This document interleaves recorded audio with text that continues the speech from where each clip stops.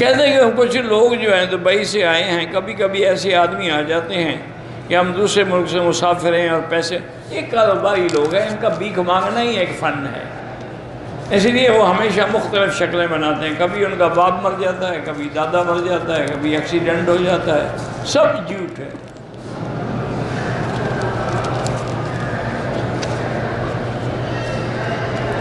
فجر کے بعد جو آپ کا عربی زبان میں درس ہوتا ہے وہ نیچے ہوتا ہے، اسی گیٹ نمبر 74 سے آگے۔ میری ایک عزیزہ پہ کسی نے جادو کر دیا، سورۃ بقرہ پڑھ کے دم کرتی ہے، غسل بھی کرتی ہے، بہرحال وہ اس کو فون لگا کے سنے، جب تک سنے گی نہیں اس وقت تک ٹھیک نہیں ہوگی۔ ہیڈ فون لگا کے ٹیلی فون میں فیڈ کر دیں تاکہ سورۃ البقرہ اندر جائے اور اندر سے شیطان نکلے۔ توبہ کرنے سے گناہ کبیرہ معاف ہو جاتا ہے۔ میں نے حالت احرام میں بیوی کو بغیر شہوت کے بوسہ دیا، دم تو نہیں ہے، شہوت کے بغیر بوسہ دینے کا کیا مطلب ہے؟ خوشامد کر رہے تھے، یہ شہوت ہی تو تھی نا، تم بوسہ جو دے رہے ہو، گناہ ہے، استغفار کرو، دم کوئی نہیں۔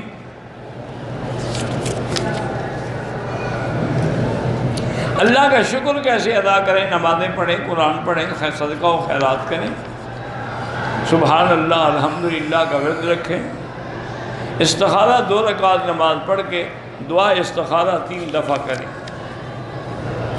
ساس اپنے داماد کے ساتھ حج پہ آ سکتی ہے؟ ہاں آ سکتی ہے۔ شوہر اور بیوی میں محبت پیدا ہو تو یا لطیف ہو یا ودود اللہ کے نام ہے یہ پڑھ کے دعا کیا کریں۔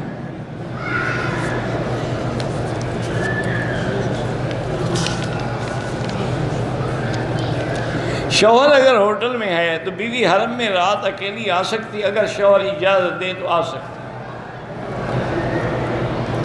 حرم میں جو دسترخوانوں پہ کھجور ہے وہ کھا سکتے ہیں۔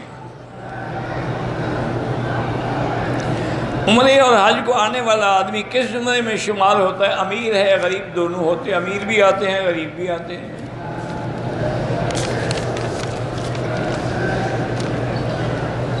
ہم نے الوداعی طواف کر لیا، مدینہ نہیں جا سکے، ویسے عمرے والے کے لیے طواف الوداع ہوتا ہی نہیں ہے واجب، باہر کر لیا تو اچھا ہے، نفلی طواف ہو جائے گا۔ 40 نمازیں پڑھنا بہت بڑی فضیلت ہے، لیکن نہ ملے وقت تو کوئی بات نہیں۔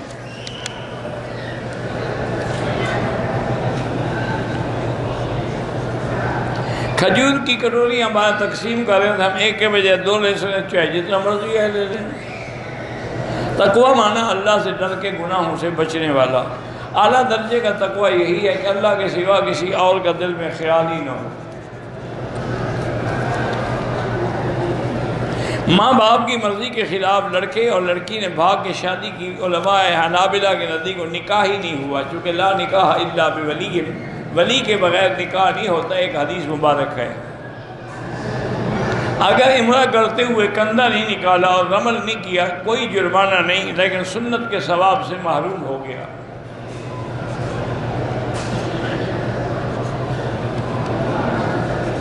ہم انڈیا میں ہیں، سرکاری ملازم ہیں، جب غیر مسلموں کے کوئی تہوار ہوتے ہیں تو ہمیں بھی چندہ دینا تو مجبوری ہے، دے دیا کریں، اور کیا کریں؟ جب وہاں زندگی گزارنی ہے تو مجبوراً کرنا پڑے گا۔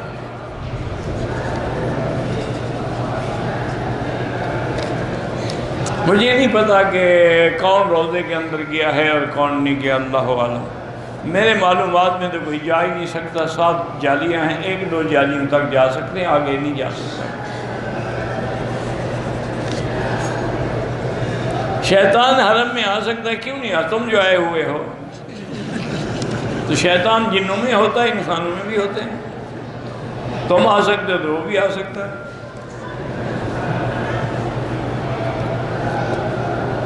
ایوب علیہ السلام کی اونٹنی کے 2 ٹکڑے ہو گیا پہاڑ، یہ میں نے تو کہیں نہیں پڑھا کہ ایوب علیہ السلام کی اونٹنی سے پہاڑ 2 ٹکڑے ہو گیا۔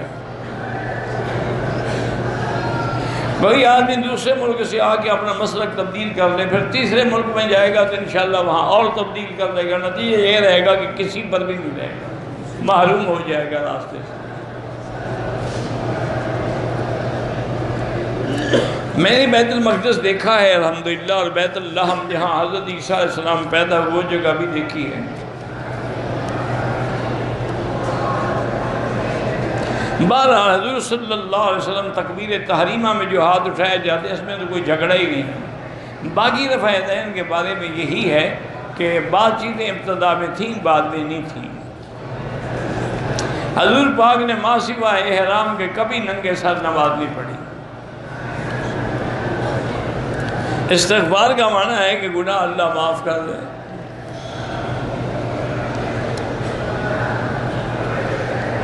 کہتے ہیں کہ میں نے امام صاحب کی زیارت کی تھی، داڑھی ان کی چھوٹی تھی، چلو اللہ کرے گا بڑی ہو جائے گی۔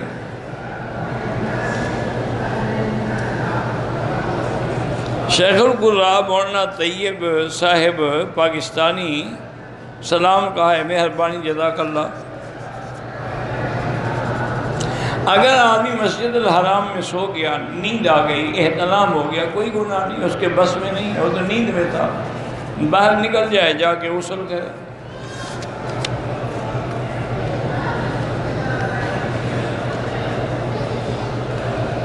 عورت نے اگر میاں بیوی نے ہم بستری کی، پھر غسل کیا، غسل کرنے کے بعد بھی اگر عورت کے اندر سے کوئی مادہ باہر نکلے تو کوئی نہیں، وہ غسل نہیں ٹوٹتا، وہ تو اگر ایسی چیز بچی ہوئی تو استنجا کر سکتی ہے۔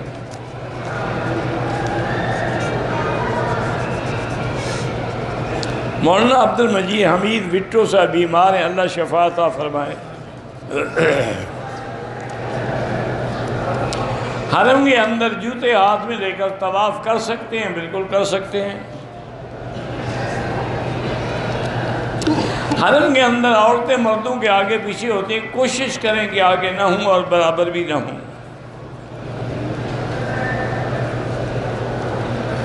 بی بی فاطمہ کو کسی نے شہید نہیں کیا، وہ اپنی بیماری سے فوت ہوئی۔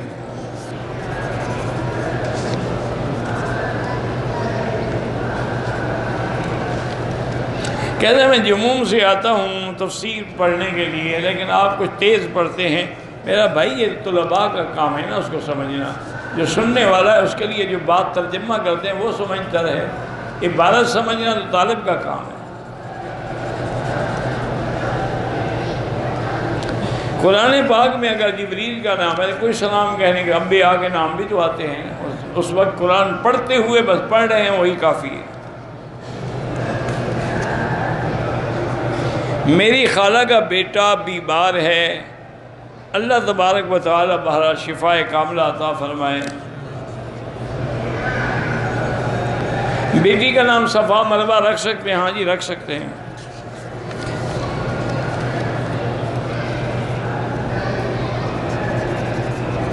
ہمارے ساتھ ایک خاتون نے طواف مکمل کیا، صفا کے 4 چکر لگائے، یا مکمل کے ہوٹل چلے گئے، احرام کے کپڑے نہیں ہوتا ہے، 3 چکر بھول گئے۔ بہرحال اس کا بہتر یہی ہے کہ صفا مروہ بھی دوبارہ کرے اور دم بھی ادا کرے۔